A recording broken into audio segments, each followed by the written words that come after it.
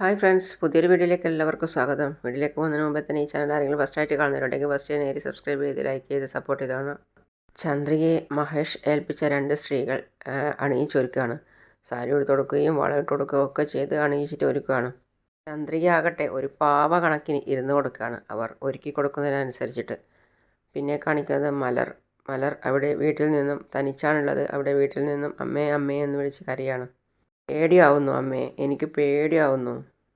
അമ്മ അവിടെയില്ല, മഹേഷും ആരും അവിടെയില്ല എന്ന് ആ കുട്ടി അറിയുന്നില്ല. എങ്കിലും അമ്മേ അമ്മയെന്ന് വിളിച്ച് കരയാണ്. സിദ്ധു മലറിൻ്റെ അടുത്ത് പോകാൻ വേണ്ടി ധൃതി പിടിച്ചിട്ട് വണ്ടിയിൽ കയറി പോവാണ്. അതേസമയം തന്നെ മഹേന്ദ്രൻ സാറും മറ്റുള്ള ആൾക്കാരും കൂടി രജിസ്റ്റർ ഓഫീസിലേക്ക് സ്പീഡിൽ പോവുകയാണ്. രജിസ്റ്റർ ഓഫീസിൽ എല്ലാ ഒരുക്കങ്ങളും കഴിഞ്ഞ് അവർ കാത്തിരിക്കുകയാണ്. അപ്പോൾ ചന്ദ്രികയും മഹേഷും അവിടത്തേക്ക് എത്രയും പെട്ടെന്ന് എത്തുകയാണ്. അതേസമയം തന്നെ മേഘയും മുത്തശ്ശിയും രജിസ്റ്റർ ഓഫീസിൽ കാത്തു നിൽക്കുകയാണ് ലക്ഷ്മിയെയും വണ്ടിയെയും. അപ്പോൾ ലക്ഷ്മി വരാൻ കുറച്ച് ലേറ്റായിന്. അപ്പോൾ രജിസ്റ്റർ ഓഫീസിൽ രജിസ്റ്റർ ചെയ്യേണ്ട ആൾ വന്നിട്ട് പറയാണ്, നമസ്കാരം മാഡം. നമസ്കാരം. അപ്പോൾ മേഘ അവരടുത്ത് ചോദിക്കുകയാണ്, അമ്മ എനിക്ക് അമ്മയുടെ ഷെയർസ് എല്ലാം സൈൻ ചെയ്ത് തന്നാൽ എല്ലാ സ്വത്തുക്കളും വിൽക്കാനുള്ള അവകാശം എനിക്ക് കിട്ടുമല്ലോ?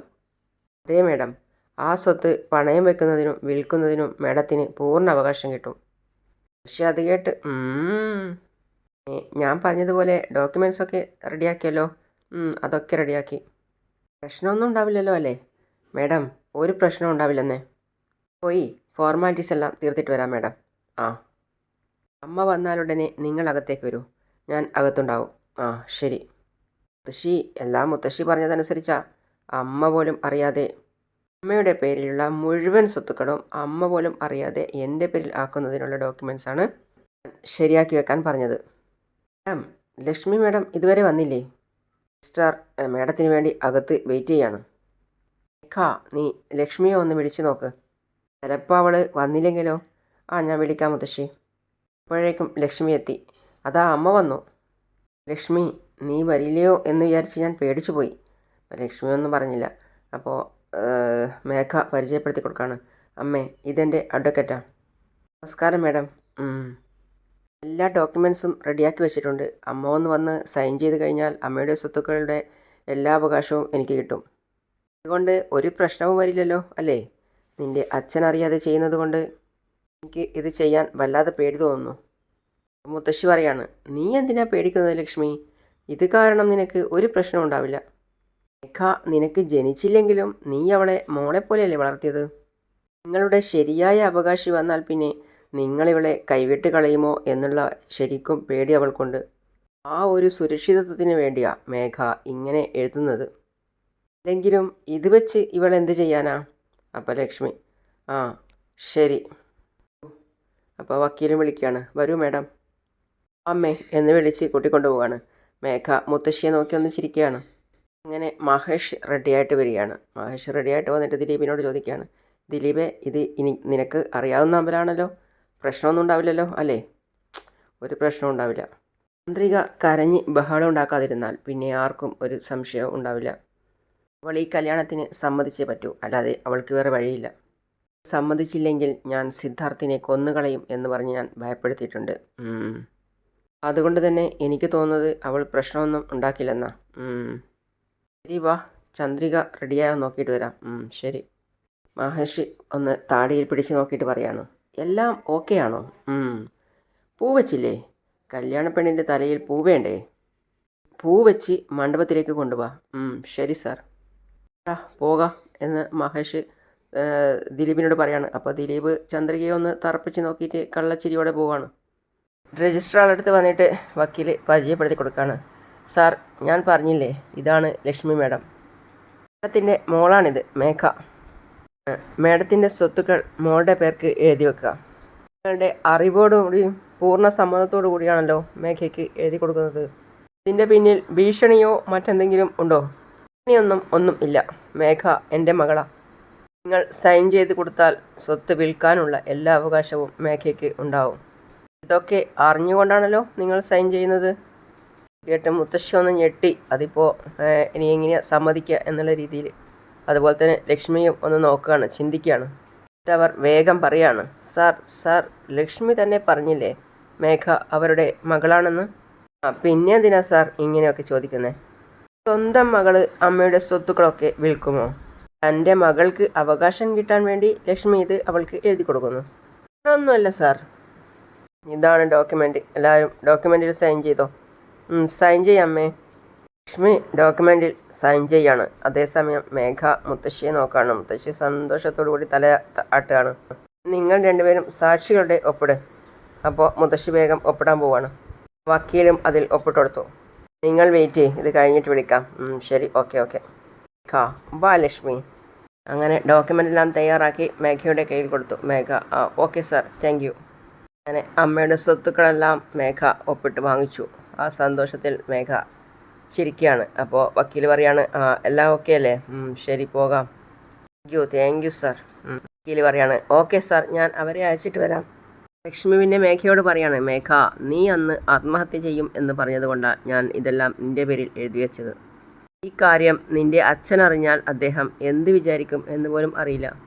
അത് കേട്ട് മേഘ മുത്തശ്ശിയെ നോക്കാണ്. ഞാൻ നിന്നെ വിശ്വസിച്ച ഇത്രയും വലിയൊരു കാര്യം ചെയ്തത്. നോക്ക്, ഞാനറിയാതെ ഒരു കാര്യവും ചെയ്യാൻ പാടില്ല.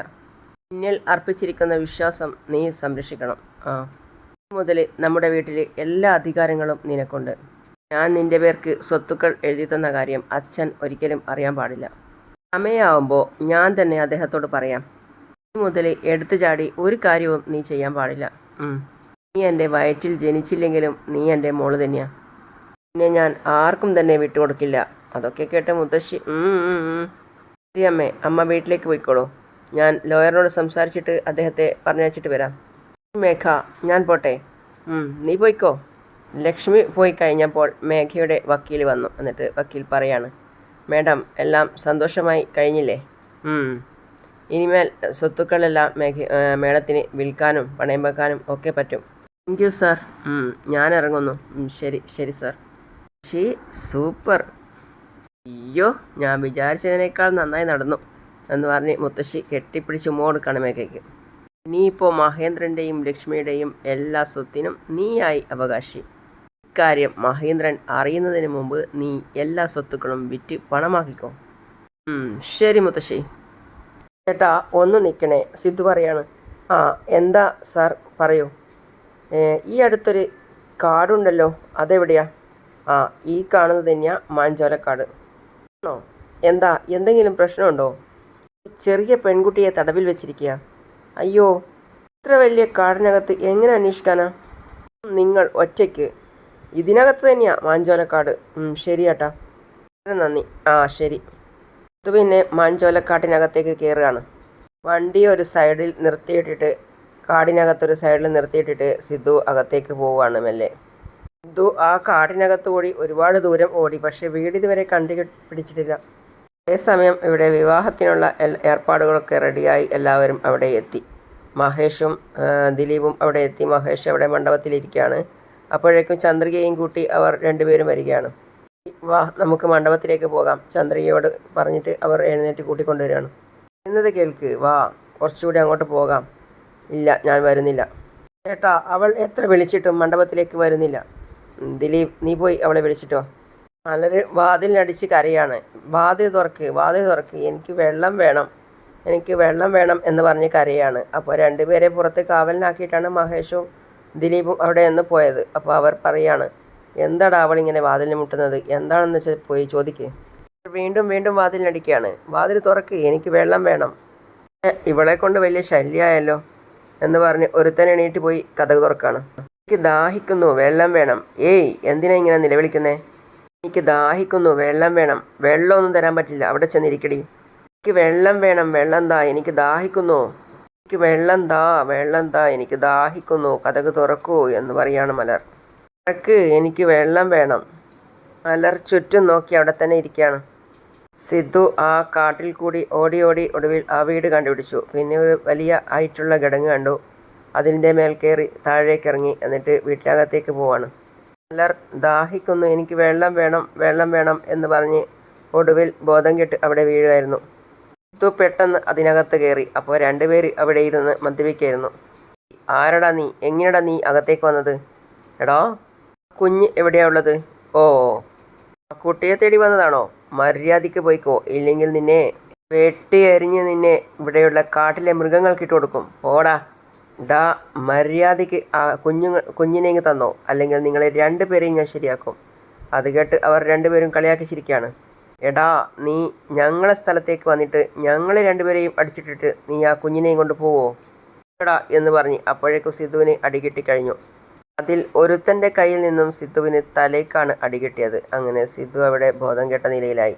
അങ്ങനെയാണ് ഇന്നത്തെ ഭാഗം അവസാനിക്കുന്നത്. അപ്പോൾ അടുത്ത പുതിയ വിശേഷമായിട്ട് വീണ്ടും വരാം. അതുവരെ ഈ ചാനൽ സബ്സ്ക്രൈബ് ചെയ്യാതെ ആരെങ്കിലും കാണുന്നുണ്ടെങ്കിൽ എത്രയും പെട്ടെന്ന് തന്നെ സബ്സ്ക്രൈബ് ചെയ്ത് ലൈക്ക് ചെയ്ത് സപ്പോർട്ട് ചെയ്ത് കാണുക. അപ്പോൾ അടുത്ത പുതിയ വിശേഷമായിട്ട് വീണ്ടും വരാം. അതുവരേക്കും സീ യു ഓൾ.